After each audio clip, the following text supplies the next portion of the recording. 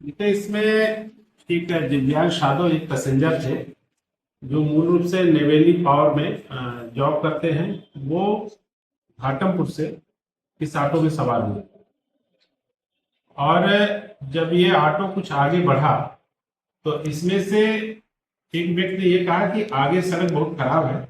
हम लोग side road से इसको ले चलते हैं। तो इन्होंने एक लूप रोड पर गाड़ी को मोड़ दिया और वहां जाकर के इन तीनों अभियुक्तों ने उस व्यक्ति को धक्का देकर के वहां गिरा दिया और उसका सारा सामान लेकर के ये कोशिश करने लगे फरार होने की। लेकिन इसी बीच में उसने कतिपय उसके नंबर और उनकी हुलिया आदि की जानकारी हमारे प्रभारी निरीक्षक को दी और उसके जो तहरीर के आधार पर इसमें अभियोग दर्ज हुआ था। इसमें जो सीसीटीवी कैमरे एवं जो हमारा ह्यूमन रिसोर्स और जो भी हमारी मुखबिरी है उसके आधार पर इस ऑटो का नंबर हमारे इंस्पेक्टर साहब ने और उनकी टीम ने, और जिसका नेतृत्व हमारे एडीसीपी साहब एसीपी साहब कर रहे थे, इन सबके बहुत ही अथक प्रयास से सार्थक प्रयास से इस ऑटो का नंबर ट्रैक हुआ। और उसमें चूंकि ये आसपास के ही रहने वाले थे तो कुछ लोगों ने इनके बारे में सूचना दी कि ये लड़के गलत संगत में पड़े हैं। तो उस आधार पे इनको जब तलाश की गई तो जब हमारी टीम आज चेकिंग कर रही थी तो इनको लगभग 12:30 के आसपास आज पकड़ा गया है और इन्होंने इस संपूर्ण घटना को स्वीकार किया है। और इनकी निशानदेही पर जो इसमें घटना में जो ऑटो प्रयोग हुआ था उसकी भी रिकवरी हुई है। उसमें जो पीड़ित व्यक्ति था जिसके साथ घटना हुई तो उसके सारे सामान, उसका मोबाइल, उसका बैग, उसका आधार, पैन, जो भी डॉक्यूमेंट्स उसके गए थे, इसमें सभी की रिकवरी हुई है। तो इस प्रकार से एक अच्छा गैंग था जो ये किराए पर ऑटो लेते थे और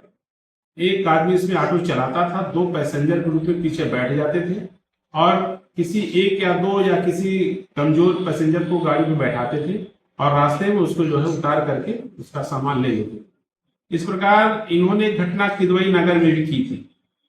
तो उसमें भी हम लोग और उसमें इनकी संहिता की उसमें और जानकारी कर रहे हैं, लेकिन उसमें जो हम लोगों ने बुनियाद देखा उससे ये मैच हो रहा है। तो इस प्रकार से इस प्रकार की जो घटनाएं इस क्षेत्र में हो रही थी,